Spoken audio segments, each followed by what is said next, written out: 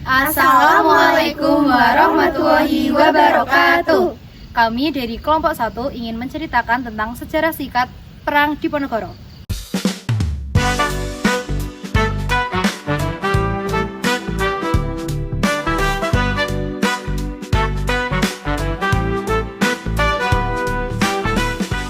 Sebelumnya kami akan memperkenalkan diri. Perkenalkan, nama saya Intan Maharani dari absen 19. Saya Gundu Yuliani dari absen 4. Saya Cahaya Maulidia dari absen 7. Saya Marcella Angelina, absen 22. Saya Tina Yamelia, absen 16. Saya Umiro Faida Tanisha, absen 3.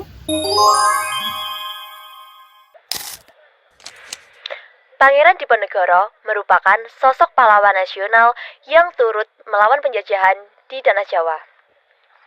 Beliau merupakan anak dari Sri Sultan Hamengkubuwono III. Pangeran Diponegoro lahir pada tanggal 11 November tahun 1785. Beliau berhasil memimpin jalannya Perang Diponegoro atau Perang Jawa.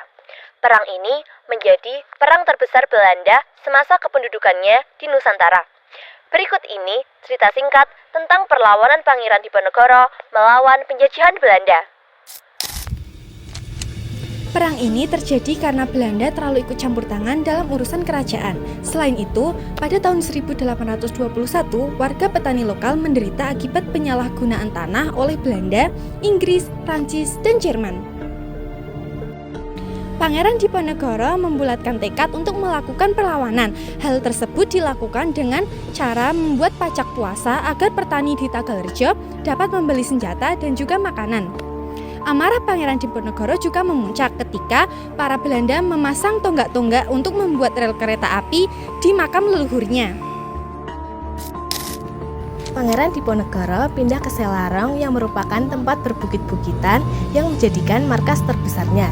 Pangeran Diponegoro kemudian menjadikan Goa Selarong yang terletak di dusun Kentolan Lor, Guosari, Pajangan Bantul sebagai tempat persembunyiannya. Pangeran Diponegoro menempati goa di sebelah barat yang disebut Goa Kakung yang bertujuan untuk tempat petapannya dengan Raden Ayu Ratnaningsih. Perang Diponegoro terjadi selama 5 tahun. Pangeran Diponegoro memimpin masyarakat dari kalangan petani, priayi yang ikut membantu dengan menyumbangkan uang, serta barang-barang berharga sebagai dana perang. Pangeran Diponegoro dibantu oleh 15 pangeran. Pangeran Diponegoro juga berhasil mengajak para bandit profesional yang ditakuti oleh penduduk. Dalam keberhasilan perang ini, Pangeran Diponegoro dibantu oleh Kyai Mojo sebagai pemimpin spiritual pemberontakan. Dalam Perang Jawa ini, Pangeran Diponegoro berhasil berkoordinasi dengan ISKS Pakubuwono VI serta Raden Tumenggung Prawirodidoyo, Bupati Gagatan. Belanda kemudian menyerang Diponegoro dengan sistem benteng, sehingga pasukan Diponegoro tertangkap. Pada tahun 1829, Kyai Mojo, pemimpin spiritual pemberontakan, ditangkap. Kemudian Pangeran Mangkubumi dan Panglima utamanya Alibasa Sentot Prawirodirjo menyerah kepada Belanda. Kemudian pada tanggal 28 Maret 1830, Jenderal de Kock berhasil menjepit pasukan Diponegoro di Magelang. Pangeran Diponegoro menyerahkan diri kepada Belanda dengan syarat sisa anggota laskarnya dilepaskan. Kemudian Pangeran Diponegoro ditangkap dan diasingkan di Manado, lalu dipindahkan ke Makassar hingga wafat pada tanggal 8 Januari 1855. Setelah Perang Diponegoro pada tahun 1832, seluruh raja dan bupati di Jawa tunduk menyerah kepada Belanda, kecuali Bupati Ponorogo Warok, Broto Diningratega.